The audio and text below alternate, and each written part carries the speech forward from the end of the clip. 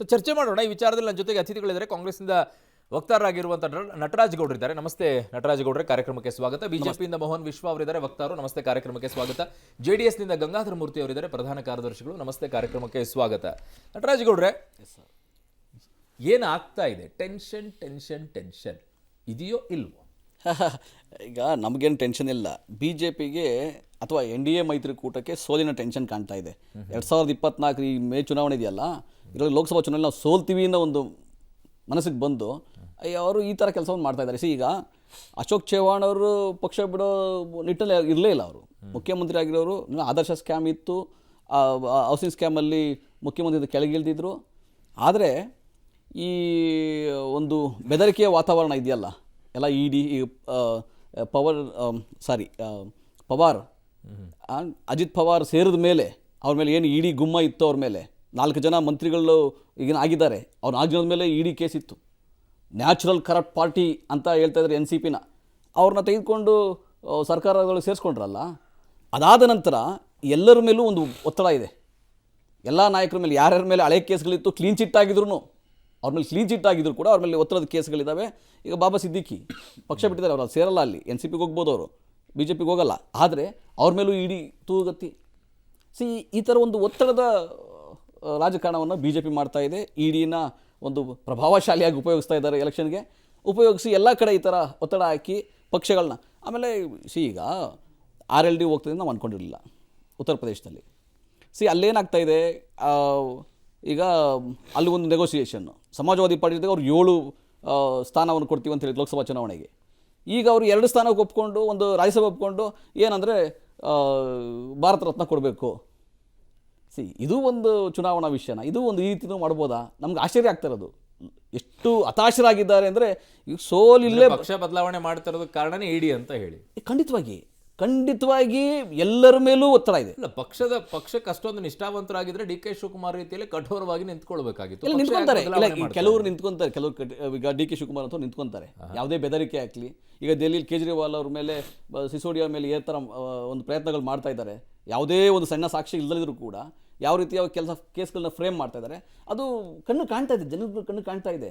But ಇದನ್ನು ಒಂದು ಪರಿಣಾಮಕಾರಿಯಾಗಿ ಯೂಸ್ ಮಾಡಿಕೊಂಡು ಎಲ್ಲರ ಮೇಲೆ ಒತ್ತಡ ಹಾಕ್ಕೊಂಡು ಇದು ಜನ ನೋಡ್ತಾ ಇದ್ದಾರೆ. ಇವತ್ತು ನಿಮಗೆ ಟೆನ್ಷನ್ ಈಡ್ ಮಾಡ್ತಾ ಇಲ್ವಾ? ಖಂಡಿತವಾಗಿಲ್ಲ. ಇಲ್ಲೇನಾಗುತ್ತೆ ಅಂದ್ರೆ, ಇದು ಅವರು ಎಕ್ಸ್ಪೋಸ್ ಆಗ್ತದೆ. ನೀವು ಫಸ್ಟಿಗೆನೆ ಅಶೋಕ್ ಚವ್ಹಾಣ್ ಅವ್ರ ವಿಚಾರದಲ್ಲಿ ಆ ಕಡೆಗೆ ಹೋಗಿರೋದ್ರ ಬಗ್ಗೆ ನೀವು ತಗೊಂಡಿರೋದ್ರಿಂದ ಅದಕ್ಕೆ ಬರ್ತಾರೆ. ಆಮೇಲೆ ಅದನ್ನ ಲೋಕಸಭೆಯಿಂದ ರಾಜ್ಯಸಭೆ ವಿಚಾರಕ್ಕೆ ಬರ್ತೀನಿ. ಎಸ್, ಮೋಹನ್ ವಿಶ್ವ ಅವರೇ.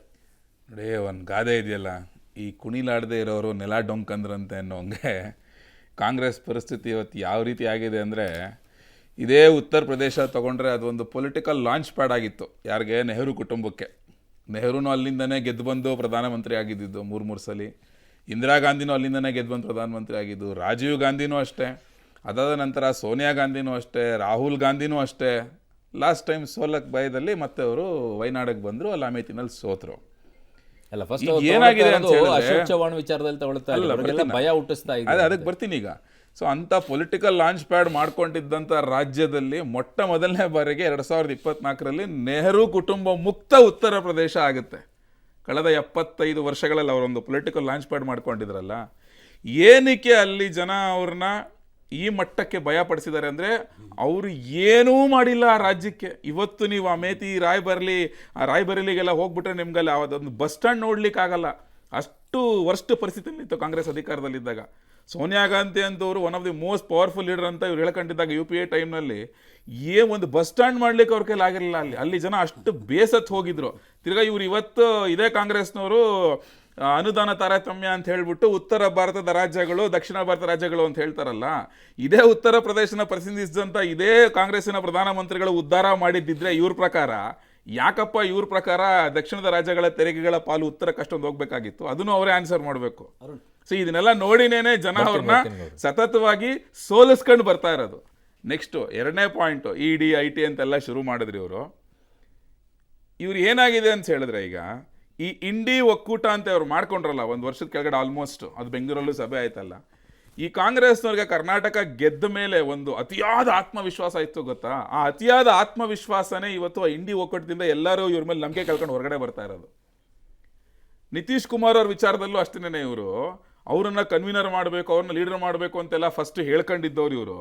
ಯಾವಾಗ ಕರ್ನಾಟಕ ಗೆದ್ರು ಅದಾದ ನಂತರ ನಡೆಯೋ ಸಭೆಗಳಲ್ಲಿ ಅವ್ರನ್ನ ಕರೆಯೋದೇ ಇಲ್ಲ, ಅವ್ರು ಹೇಳಿದ ಡೇಟ್ಗೆ ಇವ್ರು ಹೋಗೋದೇ ಇಲ್ಲ. ಇವ್ರು ಕರೆದಾಗ ಅವ್ರು ಬರಲ್ಲ, ಅವ್ರು ಕರೆದಾಗ ಇವ್ರು ಬರಲ್ಲ. ಮಮತಾ ಬ್ಯಾನರ್ಜಿಗೂ ಹಂಗೆ ಮಾಡ್ತಾರೆ, ಎಲ್ಲಾ ಕಡೆ ಹಂಗೆ ಭಯ ಹುಟ್ಟಿಸೋ ಕೆಲಸ ಮಾಡ್ತಾ ಇದ್ದೀರಿ. ಇದು ಭಯ ಇಡಿ ಮೂಲಕವಾಗಿ ಭಯ ಹುಟ್ಟಿಸ್ಕೊಂಡು ಅವರಿಗೆ ಭಯ ಹುಟ್ಟಿಸ್ಕೊಂಡು ಪಕ್ಷಕ್ಕೆ ಇಡಿ ನೋಡಿದ್ರೆ ಭಯ ಹುಟ್ಟಬೇಕಾಗಿರೋದು ಕಳ್ಳರಿಗೆ, ಯಾರು ಲೂಟ್ ಹೊಡಿದಾರೆ ಗೊತ್ತಾ ಅವ್ರಿಗೆ. ನಿಯತ್ತಾಗಿರೋರ್ಗೆ ಯಾರಿಗೂ ಇಡಿ ಐಟಿ CBI ಕಂಡ್ರೆ ಆಯ್ತಲ್ಲ, ಭಯ ಪಡ್ಬೇಕಾಗೇ ಇಲ್ಲ.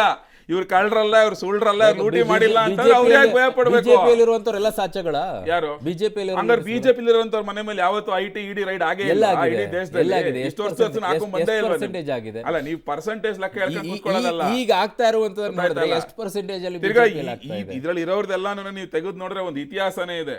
ಯಾವ್ಯಾವ ಸ್ಕ್ಯಾಮ್ಗಳು ಮಾಡ್ತಂತ ಇಡೀ ದೇಶನೇ ನೋಡಿದೆ. ನಿಮ್ಗೆ ಎಲ್ಲಿ ಸ್ವತಂತ್ರದಿಂದ ತಗೊಂಡ್ರೆ ನಿಮ್ಗೆ ಜೀಪ್ ಸ್ಕ್ಯಾಮ್ ಇಂದ ತಗೊಂಡು 2G ವರ್ಗು ಡೀಟೇಲ್ ಆಗಿ ಬರ್ತೀನಿ. ಇವ್ರು ಲೂಟಿ ಮಾಡಿರೋದಕ್ಕಷ್ಟೇ ಇವ್ರು ಹಿಂಗೆ. ಇವ್ರು ಲೂಟಿ ಮಾಡಿದ್ರೆ ಏನ್ ಭಯ ಪಡ್ಬೇಕಾಗಿಲ್ಲ. ಇವ್ರು ಇಂಡಿ ಒಕ್ಕೂಟದಲ್ಲಿ ಇವ್ರು ಯಾರನ್ನೂ ಸರಿ ನಡ್ಸ್ಕೊಳ್ದಿರೋ ಕಾರಣ ಇವ್ರ ಅತಿಯಾದ ಆತ್ಮವಿಶ್ವಾಸದಿಂದ ಅವ್ರು ಇವ್ರನ್ನ ದೂರ ಇಟ್ಟಿದ್ದು ಅಷ್ಟೇ ಬಿಟ್ರೆ ಮತ್ತಿನ್ನೇನೂ ಇಲ್ಲ. ಆಮೇಲೆ ಬರ್ತೀನಿ ಡೀಟೇಲ್ ಆಗಿ. ಎಸ್ ಗಂಗಾಧರ ಮೂರ್ತಿ ಅವರೇ, ಒಂದು ಇಡಿಯಿಂದಾಗಿ ಪಕ್ಷ ಬದಲಾವಣೆ ಆಗ್ತದೆ, ಅದಕ್ಕೆ ನಮಗೆ ಟೆನ್ಷನ್ ಇಲ್ಲ ಅಂತ. ಇನ್ನೊಂದು ಕಡೆಗೆ ಲೋಕಸಭೆಯಿಂದ ರಾಜ್ಯಸಭೆಗೆ ಹೋಗ್ತಾ ಇರೋದು ಕೂಡ ಅದಕ್ಕೆ ಇನ್ನೂ ಅವರು ಉತ್ತರ ಕೊಟ್ಟಿಲ್ಲ. ಅದಕ್ಕೆ ಆಮೇಲೆ ಬರ್ತೀನಿ. ಏನು ಹೇಳ್ತೀರಾ ಇದಕ್ಕೆ ಗಂಗಾಧರ? ಒಂದು, ಈ ದೇಶದಲ್ಲಿ ಇಂದಿರಾ ಗಾಂಧಿಯವರು, ನೆಹರು ಅವರು ಕಾಂಗ್ರೆಸ್ ಪಾರ್ಟಿಯ ಇದರಲ್ಲಿತ್ತು, ಉತ್ತುಂಗದಲ್ಲಿದ್ದಾಗ ವಿರೋಧ ಪಕ್ಷಗಳ ಮೇಲೂ ಕೂಡ ಕಾಂಗ್ರೆಸ್ ಅವತ್ತು ಹೀಗೆ ಹೇಳ್ತಾ ಇತ್ತು, ಅವರಿಗೆ ನೆಲೆನೇ ಇಲ್ಲ, ಅವ್ರಿಗೆ ಒಗ್ಗಟ್ಟಿಲ್ಲ. ನಾವೆಲ್ಲ ಅವತ್ತು ವಿರೋಧ ಪಕ್ಷದಲ್ಲಿದ್ದಂಥ ಸಂದರ್ಭದಲ್ಲಿ ಈಗೂ ವಿರೋಧ ಪಕ್ಷದಲ್ಲಿರುವಂಥ ಎಲ್ಲ ಜನತಾ ಪರಿವಾರದ ನಾಯಕರು ಹೇಳ್ತಾ ಇದ್ದಿದ್ದು, ಒಂದು ಕುಟುಂಬದ ರಾಜಕಾರಣ, ಎರಡು ದೌರ್ಜನ್ಯದ ರಾಜಕಾರಣ, ಮತ್ತು ಅತಿ ಹೆಚ್ಚು ರಾಜ್ಯ ಸರ್ಕಾರಗಳನ್ನು ತೆಗೆದಂಥ ಕೀರ್ತಿ ಹಿಂಬಾಗಿಲಿನಿಂದ ಕಾಂಗ್ರೆಸ್ ಪಕ್ಷಕ್ಕೆ ಸಲ್ಲುತ್ತೆ ಅತಿ ಹೆಚ್ಚು. ಹಾಗಂತ BJP ಏನು ಮಾಡಿಲ್ವಾ, ಅದಲ್ಲ ಪಾಯಿಂಟ್. ಅತಿ ಹೆಚ್ಚು ಈ ದೇಶಕ್ಕೆ ಈ ಥರದ ಪಾಠಗಳನ್ನು ಕಲಿಸ್ಕೊಟ್ಟಿದ್ದೆ ಕಾಂಗ್ರೆಸ್. ಕಾಲಚಕ್ರ ತಿರುಗ್ತಾ ಇದೆ. ಈಗ ಅವತ್ತು ಅದೇನೋ ಒಂದು ಗಾದೆ ಇತ್ತು, ಕತ್ತೆ ನಿಲ್ಸಿದ್ರು ಕಾಂಗ್ರೆಸ್ ಪಕ್ಷ ಸಿಂಬಲಿಂದ ಯಾರು ಬೇಕಾದ್ರೂ ಗೆಲ್ತಾರೇನೋ ಇತ್ತು ಒಂದು ಕಾಲದಲ್ಲಿ. ಇವತ್ತೇನಿದೆ ಪರಿಸ್ಥಿತಿ? ಯಾಕಾಗತ್ತೆ? ಈಗ UP ಸೋನಿಯಾ ಗಾಂಧಿಯವರು ರಾಜ್ಯಸಭೆಗೆ ಹೋಗ್ತಿದ್ದಾರೆ ಅಥವಾ ಇನ್ನೊಂದೇನೋ ಕ್ಷೇತ್ರ ಬದಲಾವಣೆ ಮಾಡ್ತಿದ್ದಾರೆ. ಯಾಕೆ ಅಂತಂದರೆ ನೋಡಿ, ಒಬ್ಬ ನಾಯಕ ಆದವನು, ಆ ಪಕ್ಷದ ನಾಯಕ ಆದವನು ಕಷ್ಟನೋ ಸುಖನೋ, ಸೋಲ್ತೀವೋ ಗೆಲ್ತೀವೋ ಅಲ್ಲೇ ನಿಲ್ಲಬೇಕು. ಕಳೆದ ಬಾರಿ ಅವರು 70-60 ಗೆಲ್ತಾ ಇದ್ದು, 80ರಲ್ಲಿ 60-70 ಗೆಲ್ತಾ ಇದ್ದಂಥ ಕಾಂಗ್ರೆಸ್ ಪಾರ್ಟಿ 1ಕ್ಕೆ 2ಕ್ಕೆ ಬಂದು ನಿಂತ್ಕೊಳ್ಳುತ್ತೆ. MLA ಚುನಾವಣೆಗಳಲ್ಲಿ 350ಕ್ಕೂ ಹೆಚ್ಚು ಕ್ಷೇತ್ರಗಳಲ್ಲಿ ಠೇವಣಿ ಲಾಸ್ ಆಗುತ್ತೆ ಅಂದರೆ because of Rahul Gandhi south ಇಂಡಿಯಾಗೆ ಬಂದಿತ್ತು. ಸೋತ್ರೆ ಏನಾಗುತ್ತೆ? ಇಂದಿರಾ ಗಾಂಧಿ ಸೋತಿದ್ದಾರೆ. ಯಾರು ಸೋತಿಲ್ಲ ಈ ರಾಜ್ಯದಲ್ಲಿ, ಈ ದೇಶದಲ್ಲಿ? ಸೋತಿದ ತಕ್ಷಣ ನೀವು ಆ ಕ್ಷೇತ್ರ ಬಿಟ್ಟು ಬಂದರೆ, ಆ ಕ್ಷೇತ್ರದ ಮೇಲೆ 60-70 ವರ್ಷ ನಿಮ್ಮನ್ನು ಗೆಲ್ಲಿಸಿದ್ದಾರೆ. ಆ ಕ್ಷೇತ್ರ ನಿಮ್ಮ ಕುಟುಂಬನ, ನೆಹರು, ಇಂದಿರಾ ಗಾಂಧಿ ಎಲ್ಲರನ್ನೂ ಗೆಲ್ಲಿಸಿದ್ದಾರೆ. ಆದರೆ ನೀವು ಏಕಾಏಕಿ ಬಿಟ್ಟು ಬಂದರೆ, ಒಂದು ಸೋಲು ಕಾಣಿದ ತಕ್ಷಣವೇ ಅಲ್ಲೇ ಪ್ರಯತ್ನ. ಅನೇಕರು ಇದನ್ನು ವಿಶ್ಲೇಷಣೆ ಮಾಡ್ತಾ ಇರೋದು ಭಯದಿಂದ ಸೇಫೆಸ್ಟ್ ಆಗಿ ರಾಜ್ಯಸಭೆಗೆ ಹೋಗ್ತಾ ಇದ್ದಾರೆ ಅಂತ. ಇಲ್ಲ, ಭಯ ನನಗನ್ನಿಸಿದ್ದು, ಭಯ ಅನ್ನೋದಕ್ಕಿಂತ ಮಗಳಿಗೆ ಒಂದು ಅವಕಾಶ ಮಾಡಿಕೊಡ್ಬೇಕು, ಅದು ಸೇಫೆಸ್ಟ್ ಕಾನ್ಸ್ಟಿಟ್ಯೂನ್ಸಿ ಅಂತ ಯೋಚನೆ ಮಾಡಿರಬಹುದು ಅಂತ. ಇನ್ನೊಂದು ಕಡೆನೂ ಸೋನಿಯಾ ಗಾಂಧಿ ಅವರು ಕಂಟೆಸ್ಟ್ ಮಾಡ್ಬೋದಿತ್ತಲ್ಲ? ಅಲ್ಲ, ಎಲ್ಲಿ ಬೇಕಾದ್ರೂ ಮಾಡ್ಬೋದಿತ್ತು. ಈಗ ಸೋನಿಯಾ ಗಾಂಧಿನ ಬಳ್ಳಾರಿ ಕರ್ಕೊಂಬಂದು ನಿಲ್ಸಿ ಗೆಲ್ಸಿರ್ಲಿಲ್ವಾ? ಹಾಗೆ ಕರ್ನಾಟಕದಲ್ಲಿ ಕರ್ಕೊಂಡು ಬರ್ಬೋದಾಗಿತ್ತು. ಕರ್ನಾಟಕ ಇವತ್ತು ಸ್ಟ್ರಾಂಗ್ ಇದೆ, ಬರ್ಬೋದು. ಸರ್ಕಾರ ಇದೆ, ಒಂದು ಸೀಟ್ ಎಕ್ಸ್ಟ್ರಾನೂ ಆಗಿರೋದಿಲ್ಲ. ಯಾಕೆಂದ್ರೆ ಎಲ್ಲ ಪಾಪ ಈಗ ಸದ್ಯಕ್ಕೆ ಅವರು ಉತ್ತರ ಭಾರತದವ್ರು ಕಂಡ್ರೆ ಭಾಳ ಸಿಕ್ಕಾಪಟ್ಟೆ ದೂರ ಇದ್ದಾರೆ. ಉತ್ತರ ಭಾರತದವ್ರು ಕಂಡ್ರೆ ಬೆಂಕಿ ಈಗ ಕರ್ನಾಟಕದ ರಾಜಕಾರಣಿಗಳಿಗೆ, ಕರ್ನಾಟಕ ಕಾಂಗ್ರೆಸ್ಗೆ. ಹಾಗಾಗಿ ಸೋನಿಯಾ ಗಾಂಧಿ ಅವ್ರನ್ನ ಕರ್ಕೊಂಬಂದು ಇಲ್ಲಿ ಸೋನಿಯಾ ಗಾಂಧಿ ಕರ್ಕೊಂಬಂದು ಇಲ್ಲಿ ನಿಲ್ಲಿಸಿ, ಸೋನಿಯಾ ಗಾಂಧಿ ಅವ್ರು ಕರ್ಕೊಂಬಂದು ಇಲ್ಲಿ ನಿಲ್ಲಿಸಿ ಕರ್ನಾಟಕದವ್ರು ಸೋಲ್ಸ್ ಗೆಲ್ಸ್ಬಿಟ್ಟವ್ರಂತ ಬೈಕೆ ಇವತ್ತು ಅವ್ರು ಕರ್ಕೊಂಬರೋ ಪರಿಸ್ಥಿತಿಲಿ ಇಲ್ಲ. ಹೌದಲ್ವಾ? ಈಗ ಕಳೆದ ಒಂದು ತಿಂಗಳಿಂದ ನಡೀತಾ ಇರೋದೇನು, ತಮ್ಮ ಸರ್ಕಾರದಲ್ಲಿರ್ತಕ್ಕಂಥ ವೈಫಲ್ಯಗಳನ್ನ ಮುಚ್ಕೊಳ್ಳೋಕ್ಕೆ, ತಮ್ಮ ಸರ್ಕಾರದಲ್ಲಿ ಮಾಡಿರ್ತಕ್ಕಂಥ ಆರ್ಥಿಕ ಡಿಸಿಪ್ಲಿನ್ ಇಲ್ಲದೆ ಇರೋಂಥ ಕಾರಣಕ್ಕೆ ಕೇಂದ್ರ ಸರ್ಕಾರದ ಮೇಲೆ ಗೂಬೆ ಕುಣಿಸೋಕ್ಕೆ ಉತ್ತರ ಭಾರತ, ದಕ್ಷಿಣ ಭಾರತ, ಎರಡು ದೇಶನೇ ಡಿವೈಡ್ ಮಾಡಬೇಕು ಅಂತ ಯೋಚನೆ ಮಾಡಿಬಿಟ್ರು ಮೊನ್ನೆ ಸುರೇಶ್ ಅವರು. ಅಂದರೆ ಅರ್ಥ ಏನು ಅಂತಂದರೆ, ಈಗ ಇದು ಸೋನಿಯಾ ಗಾಂಧಿನ ಕರ್ಕೊಂಬಂದು ಕರ್ನಾಟಕದಲ್ಲಿ ಸರಿ, ಇವತ್ತಲ್ಲ 1970s ಸ್ಟೀಫನ್ನ ಕರ್ಕೊಂಬಂದು ನಿಲ್ಲಿಸಿ ಗುಲ್ಬರ್ಗಾದಿಂದ ಗೆಲ್ಸಿದ್ರು. ಇವರೇನು ಪಕ್ಷಾಂತರಿಗಳು, ವಲಸೆ ಬರೋದ್ರಲ್ಲಿ ಕಾಂಗ್ರೆಸ್ ಎಕ್ಸ್ಟ್ರೀಮ್ ಲೆವೆಲ್ಗೆ ಹೋಗಿದೆ. ಯಾರ್ಯಾರನ್ನೂ ಎಲ್ಲೆಲ್ಲಿಂದನೂ ಕರ್ಕೊಂಬಂದು ನಿಲ್ಲಿಸಿ ಗೆಲ್ಸಿದ್ರು. ಹೊಸದಲ್ಲ ಇದು, ಅಷ್ಟೇನಲ್ಲ. ಆದರೂ ಸರ್, ನಿಮಗೆ ಒಂದು ತಿಳ್ಕೊಳ್ಳಿ, ಈ ದೇಶದ ರಾಜಕಾರಣವನ್ನು ಗಾಂಧಿ ಹಾಕ್ಕೊಟ್ಟಂಥ ಪಕ್ಷ ಈ ತನ್ನಗೆ ಹೆಂಗೆ ಬೇಕು ಹಂಗೆ ತಿದ್ದುಕೊಂಡು ಎಂತೆಂಥ ಹೊಸ ಹೊಸ ಐಡಿಯಾಗಳನ್ನೆಲ್ಲ ಈ ದೇಶಕ್ಕೆ ತುಂಬಿದೋರೆ ಇವರು. ಎಮರ್ಜೆನ್ಸಿ ತಗೊಂಬಂದರು, ಅಲ್ಲಿಂದ ರಾಜ್ಯಗಳ ಮೇಲೆ ಅಧಿಕಾರ ಕಿತ್ತಾಕ್ಸಿದ್ರು, ಮತ್ತು ಮೇಲ್ಗಡೆಯಿಂದ ಹೈಕಮಾಂಡ್ ಸಂಸ್ಕೃತಿ ಕವರ್ ಚೀಟಿನಲ್ಲಿ ಬರೋದು CM ಆಯ್ಕೆ ಒಂದು ಸ್ಲಿಪ್ಪಲ್ಲಿ. SM ಕೃಷ್ಣ ಅವರು ನಾನು CM ಆದೆ ಅಂತೇಳಿ ಮಹದೇಶ್ವರನ ಬೆಟ್ಟಕ್ಕೆ ಹೋಗಿ ಪೂಜೆಗೆ ಹೋಗ್ಬಿಟ್ಟಿದ್ರು, ಕವರಲ್ಲಿ ವೀರಪ್ಪ ಮೊಯ್ಲಿ ಹೆಸರು ಬಂತು. ಅಂದರೆ ಎಲ್ಲ ಥರದ ಸಂಸ್ಕೃತಿಗಳನ್ನು ಈ ದೇಶದ ರಾಜಕಾರಣದಲ್ಲಿ ತುಂಬಿದಂಥ ಕೀರ್ತಿ ಯಾರಿಗಾದ್ರೂ ಇದ್ರೆ ಅದು ಕಾಂಗ್ರೆಸ್ ಪಾರ್ಟಿ. ಒಂದೊಂದು ವಿರಾಮ ತಗೊಳ್ತೀನಿ, ವಾಪಸ್ ಬರ್ತೀನಿ. ಗೌಡ್ರು ಅದಕ್ಕೆ ಉತ್ತರವನ್ನ ಕೊಡ್ತಾರೆ. ಲೋಕಸಭೆಯಿಂದ ರಾಜ್ಯಸಭೆಗೆ ಹೋಗ್ತಾ ಇರುವಂಥದ್ದು ಉದ್ದೇಶ ಏನು, ಯಾಕೆ? ಈಗಾಗಲೇ ಗಂಗಾಧರ ಮೂರ್ತಿ ಅವರು ಹೇಳ್ತಾರೆ ಕರ್ನಾಟಕಕ್ಕೆ ಬಂದು ನಿಲ್ಲಿಸ್ಬೋದಾಗಿತ್ತಲ್ವ, ಯಾಕೆ ನಿಲ್ಲಿಸ್ತಾ ಇಲ್ಲ? ಒಂದು ವಿರಾಮ, ವಾಪಸ್ ಬರ್ತೀವಿ.